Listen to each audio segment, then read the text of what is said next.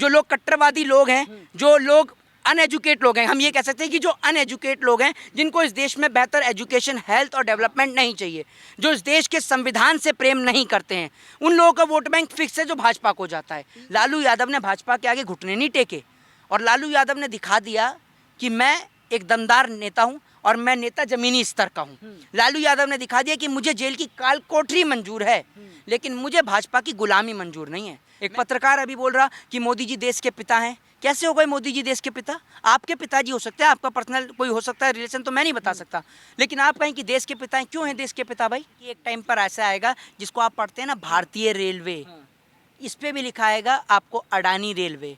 जो आप देखते हैं ना कि भारतीय सरकार के जो लिखा था कि सरकारी अनुसंधान, उस पर भी लिखा है करेगा आपको अडानी संस्थान, अंबानी संस्थान। तब आपको समझ में आएगा कि मोदी सरकार ने क्या किया है।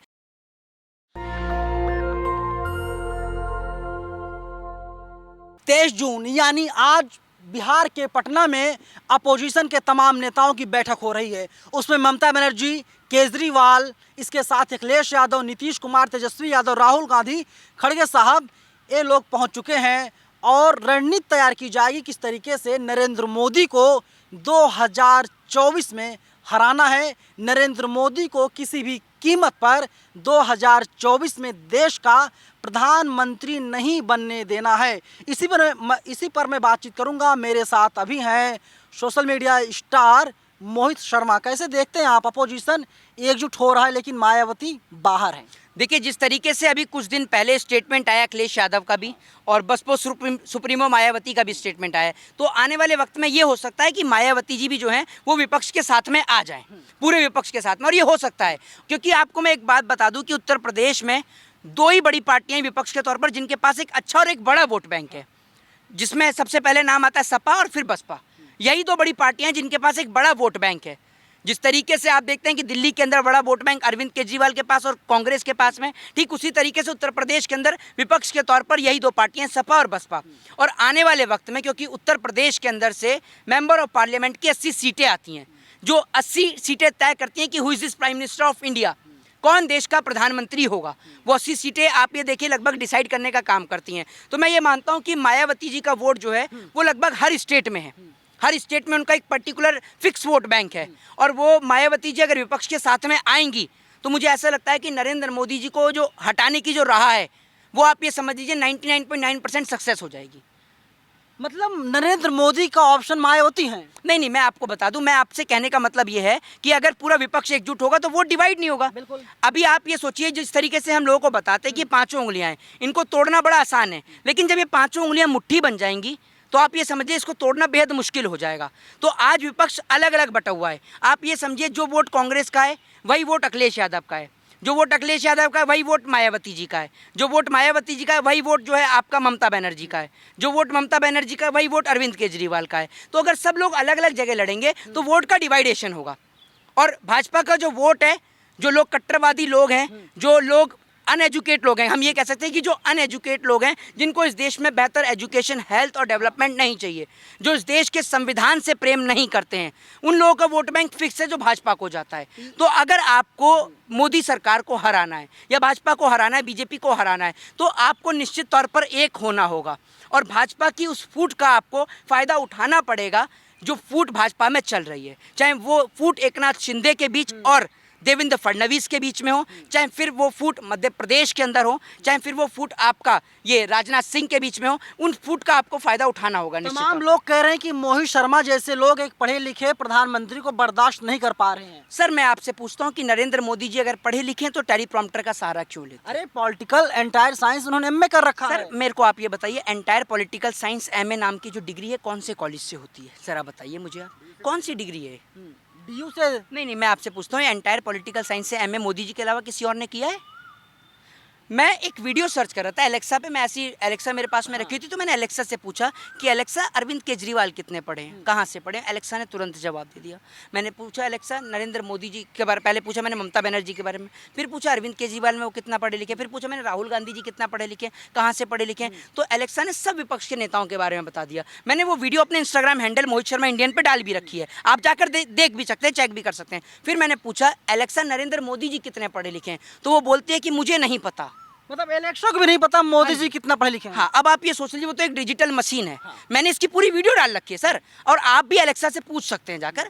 मैं कोई झूठी बात नहीं कर रहा हूँ, हवा हवाई बात नहीं कर रहा हूँ। एक डिजिटल मशीन को नहीं पता लेकिन तो हो आपको और सकता हमें है कैसे पता? एलेक्सा को ना पता हो, एलेक्सा को जानकारी ना दी एलेक्सा को गई नहीं हो। पता हो, एलेक्सा को जानकारी हो चाहे ना हो, लेकिन देश की गोदी मीडिया को भरपूर इलेक्ट्रॉनिक जानकारी डिवाइस है, इलेक्ट्रॉनिक डिवाइस एलेक्सा। और मैं आपको एक बात बता दूं, एक कहानी जो सुनाई गई थी वो कहानी बड़ी जानी पहचानी सी लगती है, जो दिल्ली के मुख्यमंत्री ने चौथी पास राजा की। रामलीला मैदान के ग्राउंड से जो सुनाई थी कहानी, चौथी पास राजा की कहानी। ऐसा लगता है ये कहानी इस देश में कहीं चल रही है, और बड़ी लंबे समय से हम इस कहानी को देख रहे हैं। 7-8 साल से ज़्यादा हो चुके इस कहानी को देखते हुए, और कहीं ना कहीं ऐसा भी लगा इस कहानी को देखकर सुनकर कि ये कहानी कहीं ना कहीं अपने ही देश के बारे में है। हालांकि अगर नाम ले देंगे तो कोर्ट से जुर्माना भी हो सकता है और डिफार्मेशन भी हो सकती है, और अगर आप मेंबर ऑफ पार्लियामेंट हैं तो आपकी संसद की सदस्यता भी जा सकती है। तो इसलिए नाम न लें तो ही बेहतर है, पूरा देश समझता है तो किसकी राहुल बात है। गांधी की भाषा आप लोग बोल रहे हैं, केजरीवाल की भाषा बोल रहे हैं आप लोग। सर क्यों नहीं बोलेंगे? एक बात आप मुझे बताइए, हम तो राहुल आप कह गांधी दीजिए कि आप राहुल गांधी और केजरीवाल के कट्टर समर्थक हैं। सर मैं आपको बताता हूँ, मैं राहुल गांधी, केजरीवाल, अखिलेश यादव, सुदीन ओवैसी, मायावती, उन तमाम लोगों को पसंद करता हूँ जो लोग देश के संविधान को पसंद करते हैं, और मैं उन तमाम लोगों का विरोध करता हूँ जो देश के संविधान की धज्जियाँ उड़ाते हैं। जो इस देश में अंबेडकर का सम्मान करेगा हम उसका सम्मान करेंगे, जो इस देश में अंबेडकर का विरोध करेगा, अंबेडकर के संविधान को नहीं मानेगा, हम उसको नहीं मानते। सीधी सी बात हम कहते हैं। कोई भी व्यक्ति हो जो इस देश में अंबेडकर के संविधान को तार तार करने का काम करेगा, हम उस व्यक्ति का विरोध करेंगे। बीजेपी कह रही है सारे चोर एकजुट हो रहे हैं, सारे भ्रष्टाचारी एकजुट हो रहे हैं। जी, तो एक बात मुझे बीजेपी के किसी भी नेता को बिठा दीजिए, मैं उससे पूछना चाहता हूँ कि हेमंत बिस्वा शर्मा ईमानदार, उनके ऊपर- कट्टर ईमानदार। तो जवाब आप ही दे दीजिए, फिर आप देंगे उनकी जगह जवाब। ये बताइए, जब उनके ऊपर घोटाले का आरोप लगा, कांग्रेस सरकार में स्वास्थ्य मंत्री थे, उनके ऊपर घोटाले का आरोप लगा, बीजेपी ज्वाइन करी, सारे आरोप मुक्त हो गए।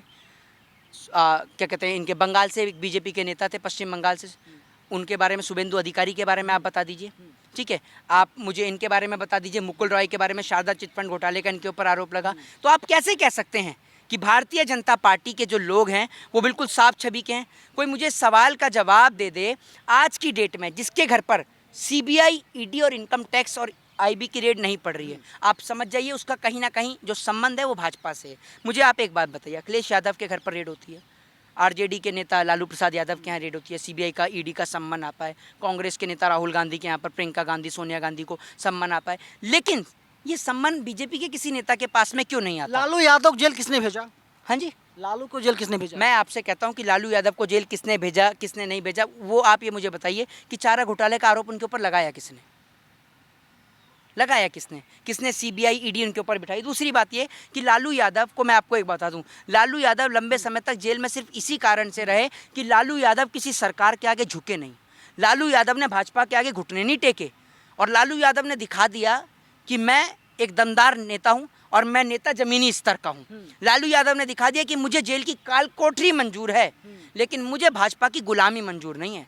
मैं एक स्वाभिमानीशील आदमी हूं, अपनी जनता के लिए लड़ा हूं, अपने देश के लिए लड़ा हूं, अपने राज्य के लिए लड़ा हूं और लड़ता रहूंगा, और सम्मान दिलाया अपने देश के लिए, अपने राज्य के लिए लगातार लड़ाई लड़ी। लोगों ने मजाक भी उड़ाया, उपहास भी उड़ाया, आप ही लोग हैं। आलोचनाओं को नकारा, उस आलोचनाओं को उन्होंने नकारा, और आलोचना करने वालों को भी उन्होंने समझाने का प्रयास किया। आप ही लोग हैं जो नरेंद्र मोदी को गाली देते रहते हैं, रोज 2.5-3 किलो गाली दे ही देते हैं। सर मेरी बात आप मेरे को बताइए, अभी कम से कम आपका 3 से 4 मिनट का तो इंटरव्यू हुआ होगा, एक मेरा सिंगल इंटरव्यू दिखा दीजिए कि आपके पास में, नरेंद्र मोदी जी मेरे ख्याल से पढ़े लिखे नहीं हैं, आप पढ़े लिखे हैं, क्या इस देश के अंदर कोई प्रधानमंत्री को गाली दे सकता है? एक मेरे को सिंगल वक्ता दिखाइए जो देश के प्रधानमंत्री को गाली दिया हो। तो क्या नरेंद्र मोदी जी मंच से झूठ बोल रहे हैं? सच कब बोलते हैं? सच कब बोलते हैं, मैं ये जानना अरे चाहता हूँ। हमेशा सच बोला, और जब जब मोदी जी ने सच बोला है, देश की जनता ने भरोसा किया है। मोदी जी ने कहा लाल किले के प्राचीर से 15 अगस्त 2022 को महिलाओं का सम्मान होना चाहिए। महिलाओं का सम्मान हमारे देश में हो रहा है। महिलाओं का सम्मान हो रहा है, बिल्कुल हो रहा है। तो ये मुझे बताइए, अगर महिलाओं का सम्मान हो रहा है तो असम के अंदर विधानसभा के अंदर बैठकर वो कौन सा एमएलए था जो पोर्न वीडियो देखने का काम कर रहा था? वो कौन सा एमएलए है जिसने एक बेटी के साथ बलात्कार किया और बलात्कार के आरोप में जेल के अंदर बंद हुआ? कुलदीप सिंह सेंगर किसकी पार्टी का एमएलए था? वो कौन था अपवाद जिसके ऊपर- स्वरूप हो जाते सुन लीजिए, वो कौन सा एमएलए था जिसके ऊपर, वो कौन सा सांसद था जिसके ऊपर देश की बेटियों के साथ में यौन शोषण का आरोप लगा? बताइए ना आप मुझे, क्यों नहीं बताते आप? दीजिए जवाब इन सवालों का। और आपने कई बेटियों की सुरक्षा की बात करी, वो कौन सा मुख्यमंत्री था, किस राज्य का मुख्यमंत्री था कि एक और माँ और बेटी जलती रहीं और उस मुख्यमंत्री के राज में बुलडोजर चलता रहा? वो कौन सा राज्य का मुख्यमंत्री है जिसके सरकार के राज में हाथरस में एक बेटी के साथ बलात्कार हो गया, उसको सबको जला दिया गया। सरकार उसमें क्या करेगी? लोगों को खुद क्यों नहीं जिम्मेदारियां करेगी उठानी सरकार? पड़ेंगी। क्यों नहीं करेगी सरकार? जब सरकार बलात्कारियों को उठा उठा के अपनी पार्टी में लेकर आएगी तो क्या सरकार से सवाल नहीं पूछेंगे हम? मुझे दीजिए आप इस सवाल का जवाब। हम किससे सवाल करने जाएं? हर कोई कहता है अब मोदी जी से सवाल करें तो आप उसको रिप्रेजेंट कर देते हैं कि हम देश से सवाल कर रहे हैं। भाई मोदी जी अलग हैं, देश अलग है। एक पत्रकार अभी बोल रहा कि मोदी जी देश के पिता हैं। कैसे हो गए मोदी जी देश के पिता? आपके पिताजी हो सकते हैं, आपका पर्सनल कोई हो सकता है रिलेशन, तो मैं नहीं बता सकता, लेकिन आप कहें कि देश के पिता हैं। क्यों हैं देश के पिता भाई? क्यों हैं देश के पिता? इस देश में इतने सारे प्रधानमंत्री हो, माननीय वाजपेयी जी का शासन रहा, माननीय लाल बहादुर शास्त्री जी का शासन रहा, माननीय मनमोहन सिंह जी का शासन रहा, इसका मतलब ये थोड़ी कि वो देश के बाप हो गए। सबसे मजबूत प्रधानमंत्री हैं नरेंद्र मोदी। सर एक बात आप मुझे बताइए, अगर आप ये बात कहते हैं कि सबसे मजबूत प्रधानमंत्री हैं तो या तो आपने इस देश के प्रधानमंत्रियों का इतिहास नहीं पढ़ा या आप पढ़ना नहीं चाहते, दोनों में से एक बात है। प्रधानमंत्री जी जो बोलते हैं वो करते नहीं हैं, और प्रधानमंत्री बोलते नहीं थे करते थे। याद है आपको 1966 1966 वो ताशकंद समझौता, जिसमें लाल बहादुर शास्त्री जी ने पाकिस्तान के घुटने टिका दिए थे, याद है आपको? जब अमेरिका से भी लगातार फ़ोन कॉल आ रहे थे, उस पाकिस्तान को उसकी औकात याद दिलाने वाले वो प्रधानमंत्री लाल बहादुर शास्त्री उन्होंने तो थे। याद दिलाई थी, लेकिन आज तो पाकिस्तान कांप रहा है। तो आप कंबल उड़ा दीजिए जाकर। आपने जाके देखा है पाकिस्तान कांप ठंड रहा है? से नहीं, डर से कांप रहा है। तो आपने जाकर देखा है पाकिस्तान को? गए हैं आप पाकिस्तान? कितनी बार पाकिस्तान गए, ज़रा बताइए। टीवी में हम देख रहे हैं। टी वाले पाकिस्तान के हैं या इंडिया वाले के हैं, ये बताइए ना। अरे वे लोग तो अमेरिका भी पहुंच गए रिपोर्टिंग करने के लिए, दिखा रहे हैं अमेरिका में महंगाई ज्यादा है, भारत में कम है। हाँ हाँ हाँ, अमेरिका में महंगाई ज़्यादा है, अमेरिका में आमदनी भी तो ज़्यादा है। ये नहीं बता रहे? ये नहीं बता रहे क्या आप? एक बात मुझे बताइए, अमेरिका में महंगाई ज़्यादा है, उसके बाद भी हमारे देश के इन्वेस्टर जो हैं, हमारे देश के बड़े बड़े उद्योगपति जो हैं, वो इंडिया को छोड़कर अमेरिका जा रहे हैं। देख लीजिए आप किस तरीके की पत्रकारिता नीरव मोदी? है। हाँ, नीरव मोदी तो भाग गया। विजय नहीं, वो माल्या कट्टर भगोड़ा है। ईमानदार हैं। अगर कट्टर ईमानदार है तो क्यों नहीं आता देश में? अगर वे भगोड़े होते हैं तो जाहिर सी बात उनके घर पर ईडी, आईटी, सीबीआई तमाम एजेंसियां पहुंचती। भगाने में सरकार का हाथ है, सरकार का हाथ है। कैसे कह सकते हैं? सरकार का हाथ से तात्पर्य मैं आपको बता दूं, वो चौथी पास राजा का हाथ है। सरकार का नहीं कहूंगा मैं, चौथी पास राजा का हाथ है नीरव मोदी को भगाने में, विजय माल्या, मेहुल चौकसी, इनको भगाने में चौथी पास राजा का ही हाथ चौथी है। पास राजा की कहानी मोहित शर्मा सुना रहे हैं। नहीं, पूरा देश सुन चुका है चौथी पास राजा की क्या कहानी। है वो कहानी चौथी पास राजा की? चौथी पास राजा की कहानी है, राजा पढ़ा लिखा था नहीं। अब राजा की जो डिग्री थी, एक नकली डिग्री मंगा ली, राजा को लोग मूर्ख कहा करते थे। सुनी होगी, नहीं सुनी तो दिल्ली के मुख्यमंत्री माननीय अरविंद केजरीवाल जी को देखकर सुन सकते हैं। वो चौथी पास राजा की बड़ी इंटरेस्टिंग कहानी सुनाई थी उन्होंने, और वो कहानी को सुनकर कहीं ना कहीं ऐसा लगता है कि कहानी कहीं ना कहीं बीत रही है और हम लोग देख भी रहे हैं, लेकिन देख के भी अगर हम अनदेखा कर रहे हैं और अंधे बन रहे हैं तो हमारी गलती है इसमें। कांग्रेस वाले कह रहे हैं केजरीवाल बीजेपी की बी टीम है। देखिए मैं आपको एक चीज़ बताऊं, अगर आप आरोप और प्रत्यारोपण करते रहेंगे, बिल्कुल राजनीति के अंदर आरोप और प्रत्यारोपण जायज़ है, लेकिन आप अगर राजनीति करते हैं तो आपका फर्ज बनता है कि आप ऐसे स्तर की राजनीति करें, आप आरोप प्रत्यारोपण की राजनीति करें, वो चलती है, लेकिन आपसे मैं एक ही चीज़ कहूँगा कि आप मतभेद की राजनीति ना करें। मतभेद की राजनीति करें, मनभेद की राजनीति ना करें। मतभेद की राजनीति चलती है कि आप किसी और को वोट देते हैं, मैं किसी और को वोट देता हूँ, लेकिन मनभेद की राजनीति ना हो। आज राजनीति मनभेद की हो गई है, आज राजनीति भाई को भाई से तोड़ने की हो गई है। एक और कहीं पर नारे लगते हैं कि हम हिंदू राष्ट्र बनाएंगे। सर मैं आपको एक चीज़ बताता हूँ, पहले हिंदुओं की बहन बेटियों को सुरक्षित कर लो, उसके बाद आप हिंदू राष्ट्र बनाने की बात करो। पहले तो हिंदू हैं, आप तो कट्टर हिंदू हैं, ये चंदन लगाए हुए हैं, हिंदू राष्ट्र समर्थन की चंदन ना, ये चंदन भाजपा के आने से पहले भी लगता था, ये चंदन मुगलों के टाइम पर भी लगता था, ये चंदन अंग्रेजों के टाइम पर भी लगता था, ये चंदन हमेशा लगता है। ये चंदन रामायण काल से लेकर महाभारत से लेकर त्रेता द्वापर हर एक युग में लगा है, अब कल युग में भी लग रहा है। चंदन कोई नरेंद्र मोदी ने लगाना नहीं सिखाया हमें।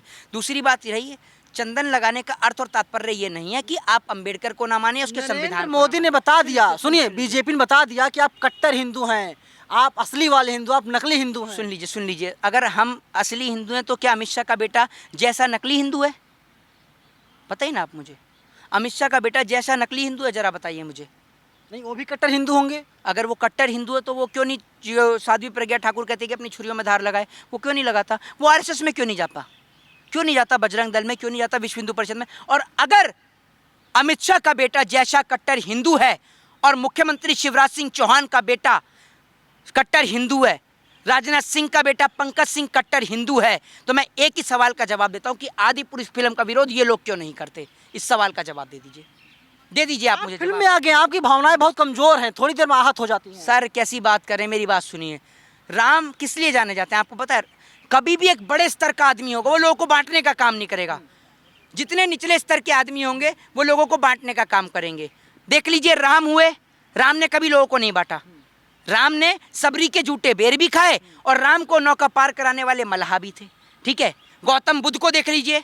गौतम बुद्ध ने बुद्धिज्म को इसलिए अपनाया क्योंकि उन्होंने लोगों को नहीं बांटने का काम किया। आप अंबेडकर को देख लीजिए, अंबेडकर ने लोगों को बांटने का काम नहीं किया। इस देश को कॉन्स्टिट्यूशन दिया, सबको इक्वल राइट दिए, सबको फंडामेंटल राइट्स दिए। तो जितने बड़े आदमी होंगे ना, जितने बड़े क्रम का आदमी होगा, जितना एजुकेट व्यक्ति होगा, वो कभी लोगों को बांटने का काम नहीं करेगा। और जितना रोड छाप अनएजुकेट व्यक्ति होगा वो उतना इस देश को बांटने का काम करेगा। अंबेडकर ने एक चीज़ लोगों को सिखाई है कि आप अंबेडकर की किसी भी पुस्तक में, बाबा साहब की किसी भी किताब में, उनकी आप कितनी भी हिस्ट्री को पढ़ लीजिए, उसमें कहीं पर भी किसी भी जगह पर किसी भी पृष्ठ पर ये नहीं लिखा कि आप किसी धर्म को अपमान करें या किसी धर्म को अपमानित करने का काम करें। बिल्कुल नहीं लिखा। उन्होंने एक चीज़ कही है कि आप ज्ञान को अर्जित करें। भाई साहब 30 से ज़्यादा डिग्री लेने वाले, समझ रहे हैं आप?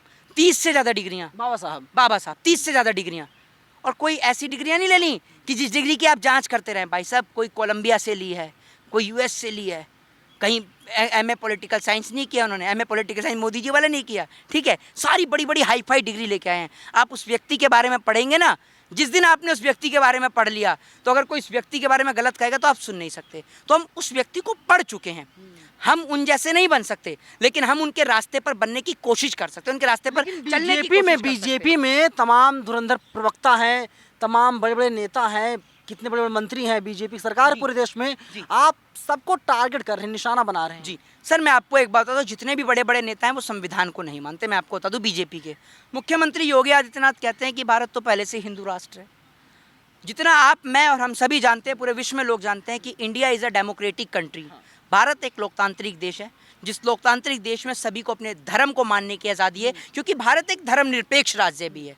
भारत एक सेकुलर कंट्री भी है, जिस देश में सबको अपनी जाति, धर्म, मज़हब सबको मानने की आज़ादी है। भारत एक ऐसा देश है जहाँ पर दिवाली भी मनती है, रमज़ान भी मनता है, सब त्यौहार एक साथ मनते हैं। किसी को त्यौहार मनाने पे कोई रोक टोक, कोई पाबंदी नहीं है। तो आप कैसे कह सकते हैं संविधान वाला राष्ट्र सर्वोपरि है, संविधान वाला राष्ट्र सबसे बेस्ट है? क्योंकि संविधान वाला राष्ट्र जितना हक और अधिकार मुझे बोलने का देता है, उतना ही हक और अधिकार आपको भी देता है। मोहित शर्मा, तैयारी कर लीजिए, 24 में मोदी जी फिर आ रहे हैं। और एक चीज़ मैं आपको बताता हूँ, एक चीज़ इस देश में कही जाती है आरक्षण को लेकर, उसमें एक ही लाइन आपको कहना चाहता हूँ। आप जानते हैं आरक्षण क्यों खत्म किया जा रहा है? उसके पीछे का सबसे बड़ा कारण ये है, आरक्षण की समाप्ति इसलिए हो रही है क्योंकि आरक्षण लेकर वो लोग एजुकेशन गेन कर रहे हैं और शिक्षा गेन कर रहे हैं, तो भाजपा के झांसे में नहीं आ रहे। क्योंकि अगर कोई व्यक्ति पढ़ गया तो सीधी सी बात है भाई, पढ़ा लिखा व्यक्ति तो एजुकेशन पे चर्चा करेगा, हेल्थ और डेवलपमेंट पे करेगा, मंदिर मस्जिद पे तो करेगा नहीं। लेकिन लोगों के मन में सवाल है, मोहित शर्मा जात से ब्राह्मण हैं, आरक्षण का समर्थन क्यों कर रहे हैं? सर, तमाम लोग हैं नहीं, जो पंडित ही हैं, विरोध करते हैं आरक्षण का। सर मेरी बात आप सुन लीजिए। वो दौर एक दूसरा था, ये दौर थोड़ा सा दूसरा है। इस देश के अंदर मैं आपको एक चीज़ कहता हूँ, आप सबको एक इक्वल राइट दे दीजिए। इक्वल राइट का मतलब ये है कि आप सबको, ये ब्राह्मण, शूद्र, वैश्य, क्षत्रिय सब खत्म कर दीजिए, आरक्षण ऑटोमेटिकली खत्म हो जाएगा। आप कंधे पर हाथ रखकर कहिए कि ये भी मेरा भाई है और मैं भी इसका भाई हूँ, आरक्षण अपने आप खत्म हो जाएगा। सर एक दौर हमें याद है, जब हम स्कूल में जाया करते थे, तो स्कूल में जाते थे तो हमारी मदर जब हमें टिफ़िन में खाना दिया करती थी और उसके साथ में हम कभी जो बिस्किट ले जाया करते थे, तो हम बिस्किट को लंच से पहले ही खोल लिया करते थे। और कभी हमने ये नहीं देखा कि हमारे जो बगल में जो हमारी बेंच पे बैठा है, जो हमारा बेंचमेट है, वो हिंदू है तो हिंदू में कौन सा हिंदू है, ब्राह्मण है, शूद्र है, वैश्य, क्षत्रिय है। तो आपको ज्ञान नहीं था, आपको ज्ञान नहीं था। सुन लीजिए मेरी बात सुन लीजिए, या मुसलमान है या सिख है, ईसाई है, कभी हमने इस चीज़ को नोटिस नहीं किया। आप अनभिज्ञ बालक है sir. Sir let me complete, सुन लीजिए। लेकिन आज हम जब बड़े हो गए, बड़े होने के बाद में भी हमने एजुकेशन कंप्लीट करी, हमने स्कूल कंप्लीट किया, कॉलेज कंप्लीट किया, हमें वहाँ भी पता नहीं चला। लेकिन आज हमें अगर ये चीज़ पता चलती है तो सर हमें ऐसा जाति, ऐसा धर्म, ऐसा मजहब नहीं चाहिए जो एक भाई को दूसरे भाई से तोड़ने का काम करता है, जो एक देश में नफरत फैलाने का काम करता है। नहीं चाहिए सर हमें ऐसा जाति, ऐसा धर्म और ऐसा मजहब। I proud to be Indian and I am proud to be Indian. मैं आप गर्व से कहता हूँ कि मैं भारतीय हूँ और मुझे कहते हुए बड़ा गर्व महसूस होता है कि मैं भारत देश में रहता हूँ और भारत देश का नागरिक हूँ। जो भारत देश का नागरिक, जो भारत देश का संविधान हर एक व्यक्ति को इक्वल राइट देता है सर। और मोदी जी विदेश जा करके भारत का डंका बजा रहे हैं और विदेश के जो प्रधानमंत्री हैं वे लोग मोदी जी के पैर छूते हैं, कहते हैं Modi is the boss of this world. Sir मैं आपको एक चीज़ बता दूं, कौन कहता है ये बात? ऑस्ट्रेलिया के पीएम। वही ऑस्ट्रेलिया जो हमारे देश के छात्रों के ऊपर प्रतिबंध लगा देता है।